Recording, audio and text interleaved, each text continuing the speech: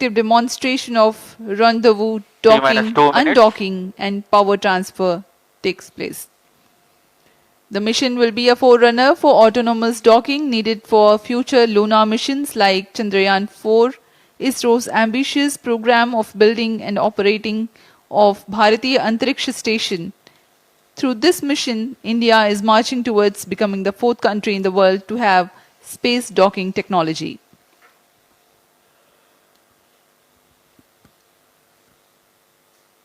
अब हम उड़ान से ठीक 1 मिनट 30 सेकंड की दूरी पर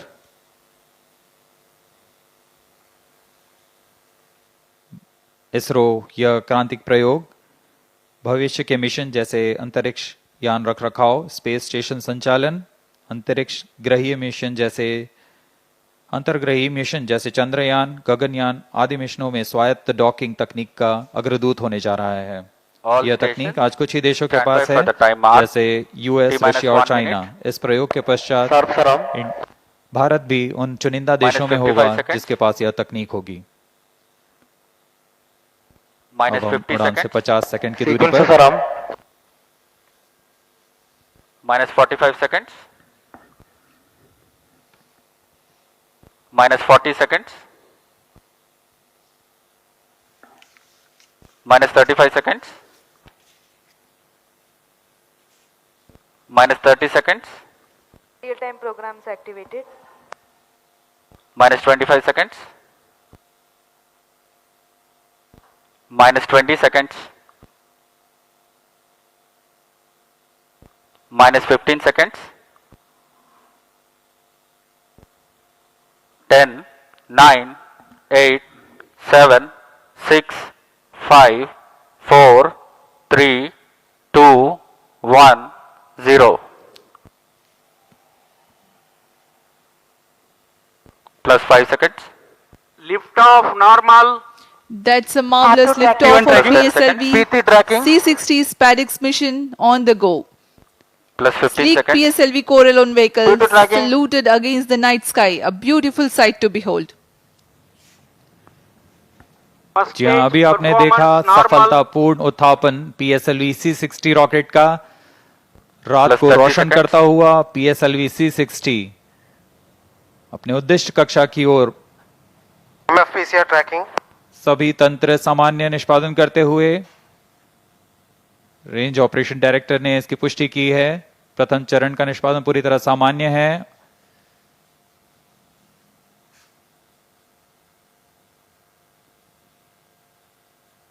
प्रथम चरण का कुल कार्यकाल लगभग 111 सेकंड का होगा। Plus 1 minute. Sharon minute tracking. S-139 motor currently thrusting, developing 4,800 kilonewtons thrust. Its 138-ton solid propellants take 111 seconds to deplete. Stage performance normal. आसमान पूरी तरह साफ, इसलिए दूर तक हम देख सकते हैं। इस बार प्रथम चरण का प्रतिकन भी पूरी तरह साफ दिखाई देगा हमें।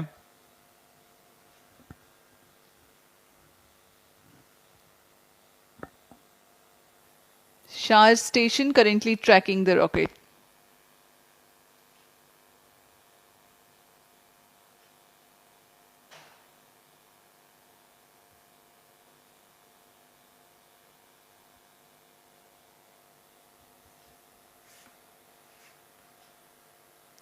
First stage separated.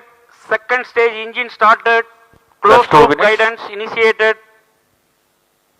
प्रथम चरण के कार्यकाल के पश्चात उसे सफलतापूर्वक पृथक कर दिया गया है यान से, तथा द्वितीय चरण PS2 स्टेज का प्रज्वलन शुरू हो चुका है। The second stage has commenced its operation after the first stage separation. This stage burns on hypergolic earth-storable propellant combination of hydrate of unsymmetrical dimethyl hydrazine and dinitrogen tetroxide. The legendary Vikas engine developing 800 kilonewtons thrust in vacuum. यान के सभी तंत्र सामान्य प्रदर्शन कर रहे हैं और यान उद्दिष्ट कक्षा की ओर बढ़ रहा है। यह द्वितीय चरण है जिसका कार्यकाल लगभग 150 सेकंड का होगा। इस दौरान वह 800 किलो न्यूटन का प्रणोद उत्पन्न कर रहा है और इंजन जिम्बल के मदद से दिशा निर्धारण किया जा रहा है। इस दौरान यान 3 minutes. क्लोज लूप गाइडेंस के अंतर्गत काम कर रहा है। कुछ ही क्षणों में हम पेलोड फेयरिंग यानी ऊष्मा कवच का पृथक्करण देखेंगे। Payload fairing separated. That's the next major flight event achieved, the separation of payload fairing. Second stage performance normal. प्रमोचन यान अब घने वातावरण से बाहर जा चुका है। अब इसकी ऊंचाई लगभग 130 किलोमीटर हो चुकी है, इसलिए ऊष्मा कवच की अब कोई आवश्यकता नहीं है। इसे यान से पृथक कर दिया गया है। The second stage operation lasts for 151 seconds and will be jettisoned 4 minutes 20 seconds into flight. Shar and Port Blair stations tracking currently.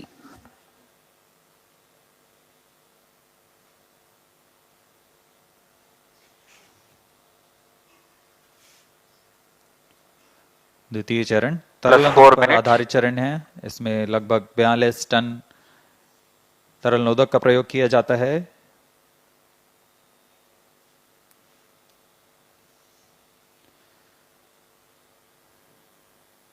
अब इस गतिविधि में अगली घटना होगी द्वितीय चरण का पृथक्करण तथा तृतीय चरण का प्रज्वलन शुरू।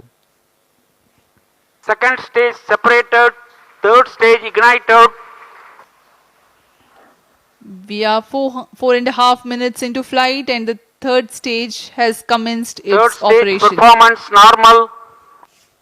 द्वितीय चरण को कार्यकाल के पश्चात सफलतापूर्वक पृथक कर दिया गया है तथा तृतीय चरण ठोस नोदक पर आधारित तृतीय चरण इसका प्रज्वलन शुरू हो चुका है। पूरे तंत्र पूरी तरह सामान्य कार्य करते हुए Third stage of PSLV operates Plus on 5 minutes. 7.6 tons of HTPB based solid propellant. Vacuum thrust close to 240 kilonewtons and close to 2 minutes burn time. PSLV का यह तृतीय चरण HPS 3 चरण के नाम से जाना जाता है, हाई परफॉर्मेंस PS 3 स्टेज। इसमें कुल 7.6 टन का ठोस नोदक और इस दौरान यह 240 किलो न्यूटन का प्रणोद उत्पन्न कर रहा है। Third stage performance normal.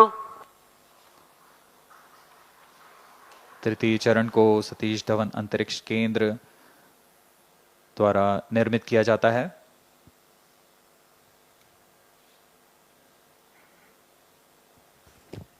Trajectory of the rocket closely following the prediction. Plus 6 minutes.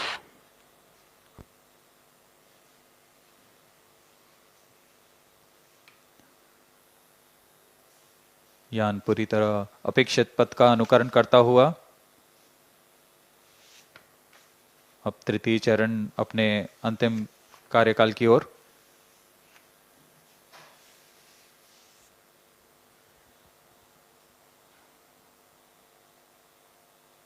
Third stage action completed. The third Vehicle in stage combined has hosting approximately for 125 seconds. during the coast phase along with Shar and Port Blair stations. The tracking station at Singapore also starts to acquire the tracking and telemetry data. तृतीय चरण का कार्यकाल समाप्त हो चुका है। इसके पश्चात कोस्टिंग फेज की शुरुआत हो चुकी है। यह costing phase Plus 7 minutes. 125 second का होगा। इस Vehicle दौरान performance बिना किसी normal. प्रणोदन के यान सिर्फ दिशा निर्धारण करते हुए अपनी उद्दिष्ट कक्षा की ओर बढ़ रहा है।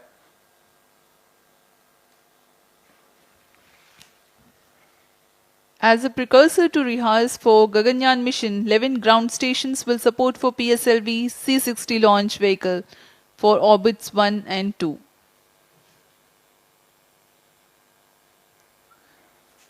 पूर्वी दिशा का यह मिशन है, इसलिए ग्राउंड स्टेशंस में शार, पोर्ट ब्लेयर, सिंगापुर, यत्रगा, शेटलैंड यूके, प्लाना और मॉरिशस स्थित ग्राउंड स्टेशंस इसे ट्रैक कर हम तक डेटा उपलब्ध कराएंगे।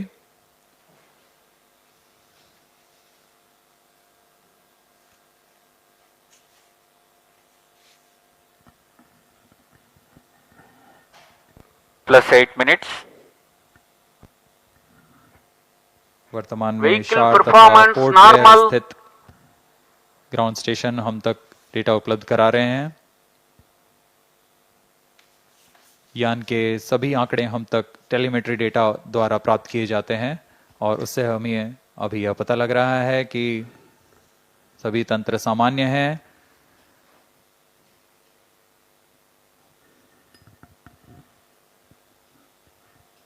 यान अपने उद्दिष्ट दिशा की ओर। Third stage separated.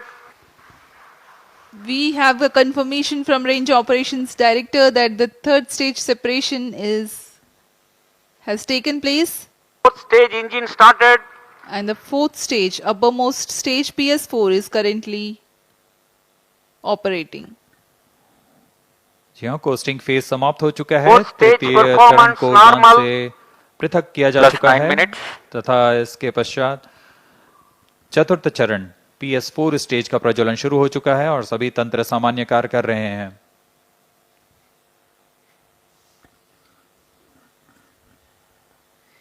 We are 9 minutes 15 seconds into flight.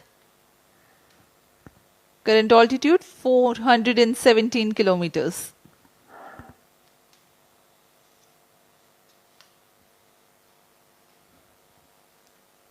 जी हाँ, अब यान की ऊंचाई 423 किलोमीटर हो चुकी है तथा सापेक्ष गति 6.39 किलोमीटर प्रति second.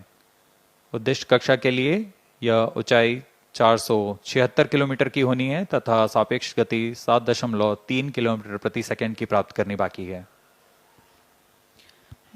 This stage will operate for Fourth 271 stage seconds, performance normal.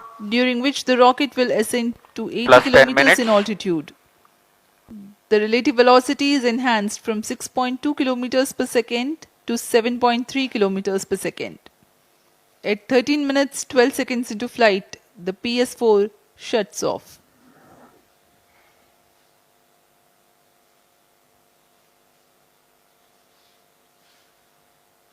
PSLV C60 SpaDeX mission में स्पेडएक्स ए तथा स्पेडएक्स बी नामक दो अंतरिक्ष यानों को 476 किलोमीटर की गोलाकार कक्षा में 55 डिग्री के झुकाव के साथ प्रक्षेपित किया जाएगा। इसमें स्पेडएक्स ए तथा स्पेडएक्स बी दोनों ही लगभग 220 किलोग्राम के हैं। PSLV की सटीक प्रक्षेपण क्षमताओं का प्रयोग करते हुए इन दोनों अंतरिक्ष यानों को कम से कम सापेक्ष गति के साथ यान से पृथक किया जाएगा। यान से पृथक होने के बाद इन दोनों उपग्रहों को, जिनमें एक को टारगेट तथा Plus दूसरे 11 को minutes. चेजर अंतरिक्ष यान का नाम दिया गया है। इनके बीच लगभग 30 किलोमीटर का अंतर होगा। यह अंतर कम होते हुए 20 किलोमीटर Fourth की stage दूरी को performance टारगेट यान से normal. मौजूद प्रणोदन प्रणाली द्वारा बनाए रखा जाएगा। फिर सुनियोजित तरीके से प्रणोदन प्रणाली का इस्तेमाल करते हुए चेजर अंतरिक्ष यान टारगेट यान के नजदीक आएगा और यह दूरी जब 5 किलोमीटर से भी कम होते हुए 3 मीटर की हो जाएगी, तब अंतिम में दोनों अंतरिक्ष यान एक दूसरे से जुड़ जाएंगे। इसे हम डॉकिंग कहते हैं। दोनों अंतरिक्ष यानों के जुड़ने के बाद दोनों के बीच विद्युत शक्ति का स्थानांतरण का प्रदर्शन किया जाएगा। इस प्रदर्शन के पश्चात दोनों फिर से अलग होंगे और अपने नित भारों का उद्दिष्ट कार्य निष्पादन करेंगे। इन उपग्रहों को 2 साल के Plus जीवन 12 काल minutes. के लिए अभिकल्पित किया गया है।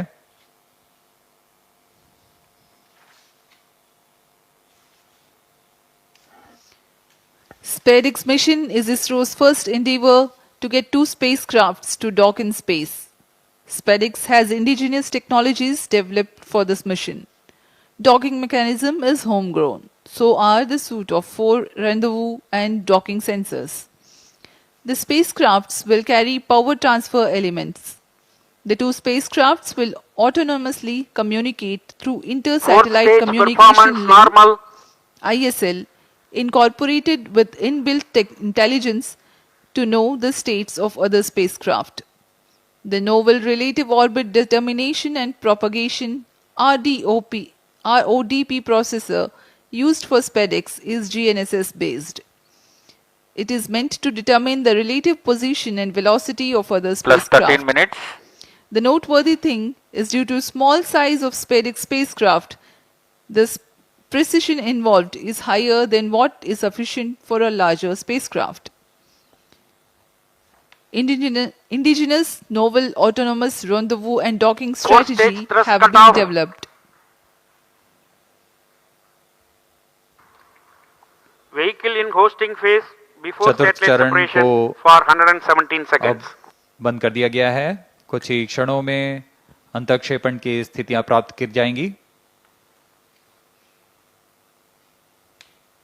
इस घटनाक्रम में कक्षा में अंतःक्षेपण की स्थितियां प्राप्त होते ही स्पेसएक्स बी को सर्वप्रथम अंतःक्षेपित किया जाएगा। उसके 3 सेकंड के पश्चात स्पेसएक्स ए को अंतःक्षेपित किया जाएगा। The fourth stage having shut off, plus 14 minutes, vehicle is currently coasting.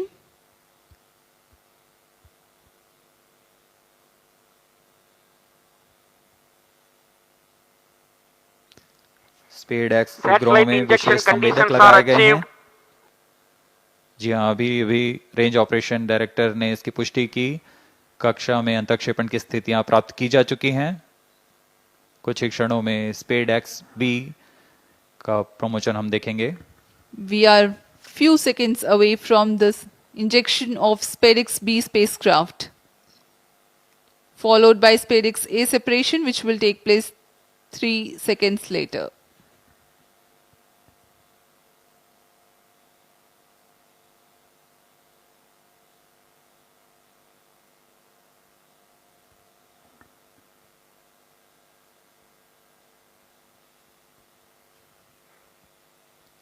plus 15 minutes,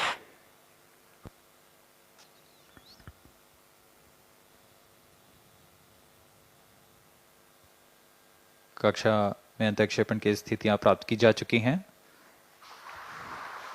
SpaceX B and SpaceX A satellites are separated.